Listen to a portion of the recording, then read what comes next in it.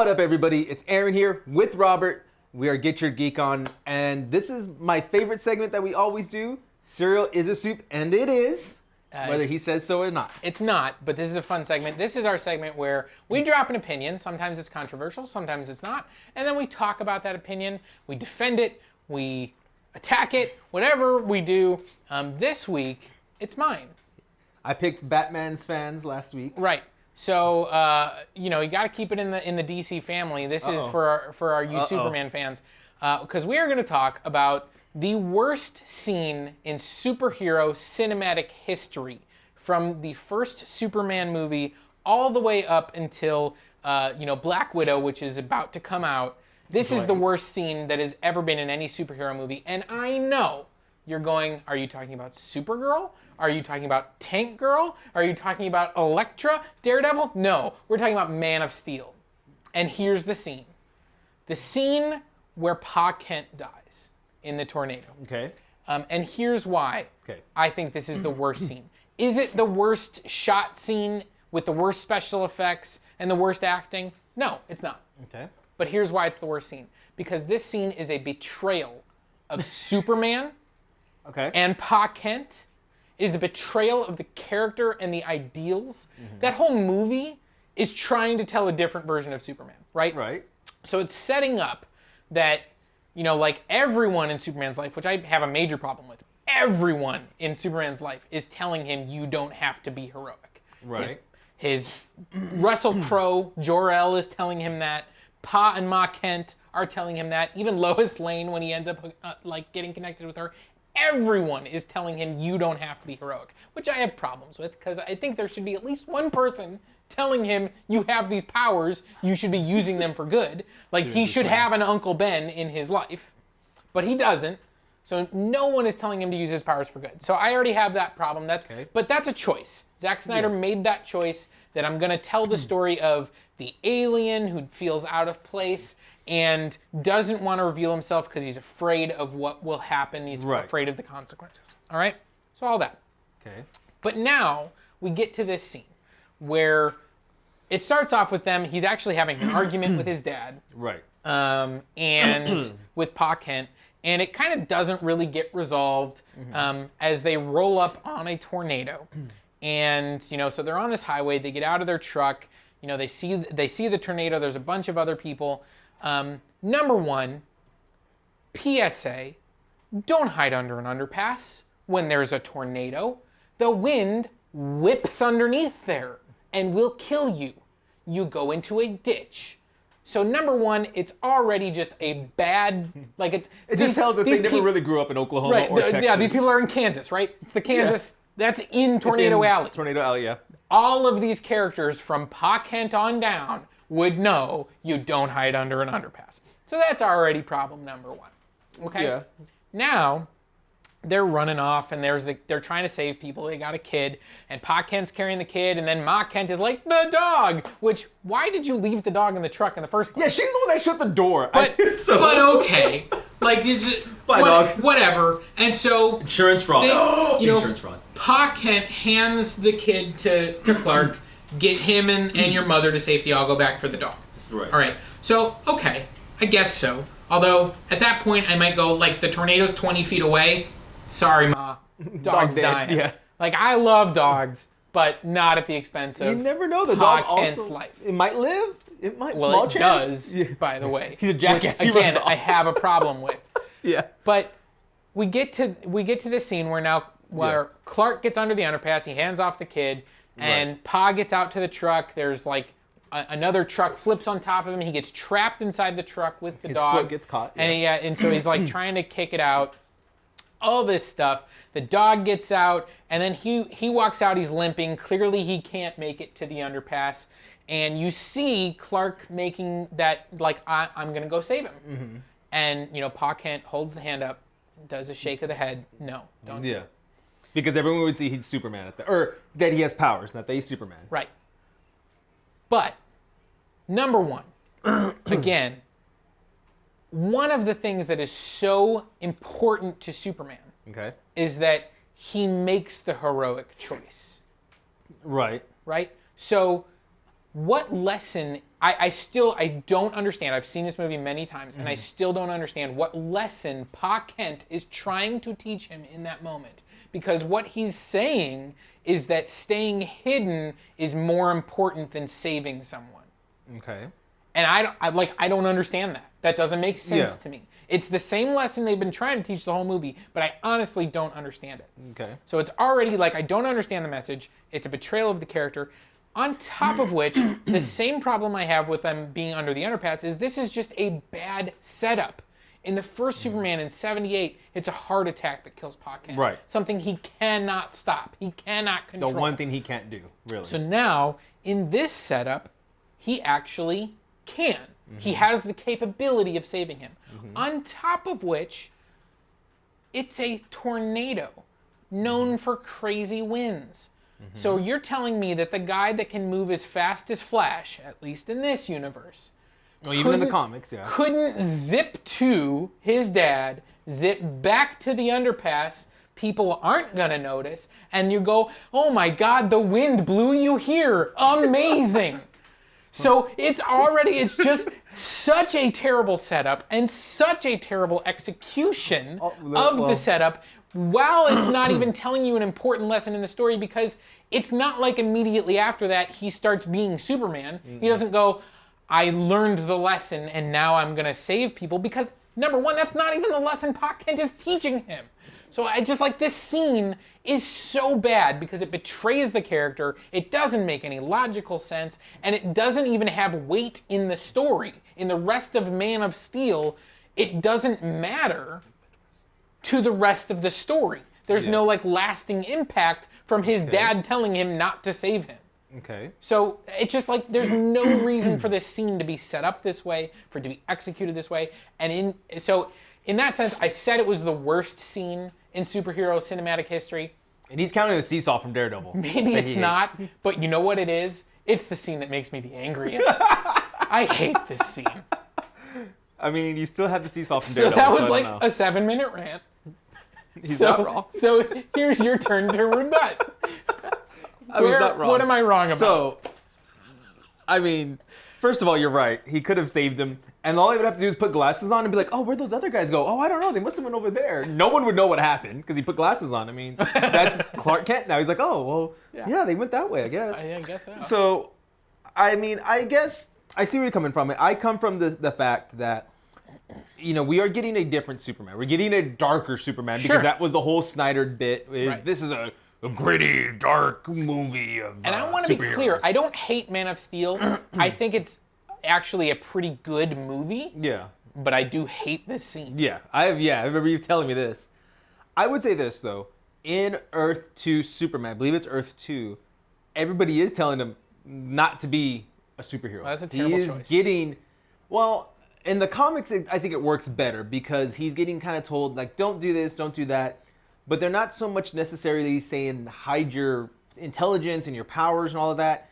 They're just saying make it a little more realistic. Like he joins a football team and they look at him. Well, of course, he's not the big buff guy on the field. He's, you know, kind of scrawny. Not scrawny, but, you know, not huge. Okay. There's a difference between hold back when you're playing recreational sports. Right. And I give you that. Don't save people. Right. It took, but see, in that one, Paul Kent doesn't help him either. In that one, what it was is he faces another, not Kryptonian, but someone who also is affected by the sun, who gets his powers from it. And that's where he starts realizing, I don't need to be into sports. I don't need to be into all this. I don't need the fame and the money. Sure. That's not what it's about. It's about helping people. And I think in this one, that's what Zach was trying to do, is he's trying not to make the same story about Paul Kent teaching him right from wrong. I did like the fight, though, the argument. That was a good part, I thought, because they're arguing about, like, you're not my dad, really. And that's an interesting argument. It's fine, but again, like, we have earlier in the movie when he's a kid and he saves a bus full of children. Right. Right? And then he gets lectured about it. He gets scolded about saving people. And I'm like, what is this universe? Like, what are you telling us? What are you telling a kid? Don't save people? Don't help people? You could always go with this. I mean, and this is just a stretch. I'm going to stretch for a second. Okay. You could always go with the fact that Mom, Paul Kent are older. Let's face it, right? They're an older couple. Yep. Let's say 60s. Let's say they're in their 60s. Yeah, like If not older. Wait, who's that? Like, oh, Uncle Ben. Uncle Ben. Yeah. Yes. Mhm. I like yeah. Uncle Okay. Ben. Go ahead. Tell me why an older person Okay, would be well, like, I'm don't going- care about the world or other people. Uncle Ben is a good soul, and he stays dead no matter what. At least Paul Kent comes back somewhere, I'm sure. Yeah, Anyway. in Superman's visions, telling him about the farm that flooded next to them, which also doesn't make sense. That's in a different movie. Okay. I really don't like Pa Kent So, in these movies. I don't know if Who you know. plays Paul Kent again? Kevin Costner. Kevin Costner. Okay. Who I always don't forget. like. Kevin Costner, he's not a bad actor either. He's So- Kevin Costner in every movie he's He ever is. done. So here's the thing. Maybe, because we're saying Kansas. Maybe. We're saying they're in Kansas. Well, because that's where he is. He's in Correct. Kansas. He's the, And they're in their 60s. They lived through Roswell. Maybe they are afraid. I'm stretching. They are afraid that if Superman comes out, the government's going to try to take him away and experiment on him. Yes. And I understand that. There is certainly a fear as you're different and this world doesn't like different. Right, and they comment on that. Right. So again, that story makes sense. But then to say you're different and you have to hide that. But what else do you do, I guess, at that point? Well, you have to encourage people to embrace their differences and show people that those differences aren't a bad thing. But look what happened when Spider-Man gave away his identity. Aunt May was sniped through a window. Mm-hmm. So is it okay to let Ma get sniped through a window when Lex Luthor realizes who he is? Again, the setup of this particular scene doesn't set that up and doesn't support it. Okay.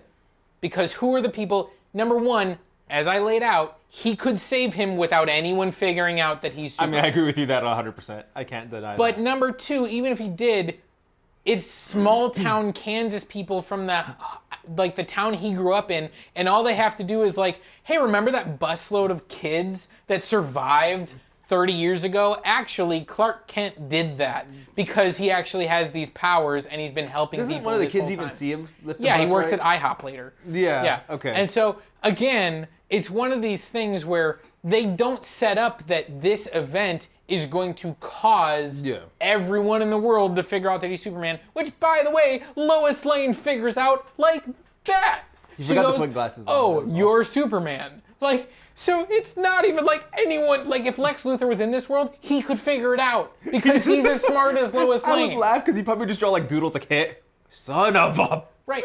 And even by the next movie you get to, when you get Jesse Eisenberg in BVS, he knows that Clark Kent is Superman. What does he know Bruce is bad? Or does Yes, he hints knows, at that, right? he knows Bruce, like he knows it all. Because they don't even want to bother with secret identities. Yeah. Because they saw it work in the MCU when nobody had a secret identity. They were like, well, we can do that too. And then it was the DC and they totally screwed it up. Yeah. And I think I agree with you. Watching the scene by itself, it doesn't sell. I would like to say this. I think what could ultimately change the entire scene is he knows Superman has X-ray vision. We know he has heat vision. We know he can fly. He has ice breath. He also has super hearing. I think if Paul would have said something, maybe, and I'm just pitching something, maybe like, I still love you for everything. Like, even though they argued, but give Superman a little bit of closure and maybe even say at the end, like right before he goes, maybe you're right. You can be who you are. And then Tornado takes him away. Like that last moment of clarity of like, Clark was right. I tell you what, if that was in the scene, I wouldn't be ranting about it as the worst scene in superhero cinematic history. I still wouldn't like it. No. But it wouldn't be the worst one anymore. But it would make you remember, it would make Paul realize that he was wrong. Yep. And he still tells Clark, I love you. You're still my son no matter what. Because this whole time, Clark is like, you're not my dad. You're not my dad in this car scene. I mean, but then he immediately calls him dad. Yeah, Like, yeah. And That's even what it as kinda he's was dying, like. he's screaming out, Dad! Yeah. Like, so But still, like, they set up that conflict, but they don't really pay it run with off. No. And I so, think it needs to be the dialogue needs to be adjusted, but I think that would have made the scene a little more better or a little more powerful where it's like, no, don't come. And then he's like last second like, wait, I'm sorry, Clark, you should. This is literally the Spider-Man Uncle Ben death scene. Yeah. Except that Uncle Ben tells Spider-Man, you have to be a hero. And Kevin Costner tells Superman, go F everyone else, take care of your own business. Yeah. And you're right. But then it's the you didn't take action when you could have. It's the guilt. It's all those things. And they're trying to add that Spider-Man guilt, which you really, like you say, it doesn't pay off ever. And like the whole "you're not my dad," and we just had this argument, and then he dies. Like it's all the Spider-Man origin. Yeah. Except they fast forward it and they make it worse. They do, and that's why I agree with you. Like I get where Zack Snyder was trying to go with it, but it needed to be a rewritten story. I think that it should have been this. Like after they have the argument, he starts to call him Pa. Like he doesn't even call him Dad anymore. Like what? Because he doesn't have a first name, does he? Really? It's just Pa Jonathan. Jonathan. Like it would have been interesting if he's like John. Like and you just start degrading Dad, and then he still. That's where you get the "I still love you. You are my son. Maybe I'm wrong about what I've been telling you all this time." And then and maybe he even says "Go be," and then like the tornado picks him up before he. But Clark would be the only one that could hear it. Yeah. Not Ma Kent wouldn't know what the hell's going on. She's like, "What's he saying?" And he loves you. Like he could lie to Mom, like, "Oh, he just loves you" or something. Wow. And then you just turned Superman into a liar in this fictional situation. But I mean, again, he's gonna comfort his mom. He's gonna say, "Tell the dog I love him." The dog. What was his last word? The dog. Shoot the dog. The dog that makes it out. So frustrating. We never see the dog again. I think after that, do we? 100% no. Because it was just a plot device. Yeah, and that's why I think if the dialogue was adjusted a little bit, this scene could be powerful. But when you sent me just a quick watch that, and it by itself, should have been a kid. It shouldn't have been a dog. It should have been a kid. Like there's so many different choices they could have made. That would have, it shouldn't have been a tornado where they were hiding under an underpass. When you say that out loud too, I'm like, all these choices, they're just the wrong choice, and so it sets up the scene to be to be a failure. Right. And I just it's so frustrating because I think that that relationship between the Kents and Superman is so powerful. It is, and the way it's used in this movie. I understand, again, I know what Zack Snyder's trying to set up, and it actually doesn't work terribly in Man of Steel, but in this particular scene, it really just highlights and undercuts how little they thought about the circumstances and the setup. It was like, we just want to get to the scene where Pa Kent's going to die while Superman watches. That was their pitch room. Like you said. And then the way they built it out, it was like, this doesn't make any sense, and it's so frustrating because I think that it could have been great. This movie could have been great, and instead the movie was good to okay, and this scene is terrible. Yeah. I think when you take it out by itself, yeah, you're right. Like me trying to watch the film, I don't mind it, but when I watched the clip by itself, I was like, okay, I see where you're coming from more. But then I started thinking, what could make this better? I think if Paul would have said something before he dies. Many things. I mean, what if he would have said, "With great power comes great responsibility"? It just goes away. So, thanks, Uncle Ben Jr. All right. Well, I got a little passionate on this cereal is a soup. But I agree with them, actually, on this one. I don't think I have to bow out and agree with them. I will take that hit. So let us know in thoughts, your comments down below. Let us know. In the comments down below, let us know your thoughts. That's what I meant to say. Eventually we get there. Do you like this scene? Do you think this is actually a beautiful scene? Do you hate it just as much as I do? Or maybe not quite as much. Maybe don't have quite as much passion maybe as not I 8 do. minutes of ranting almost. Maybe not. But either way, let me know if I'm right, wrong, what you think, because it's always fun to talk about topics like this. It is. Give our opinions, because cereal on this show is a soup. It is. And on that note, guys, check out everything else. And remember, stay geeky and get your geek on.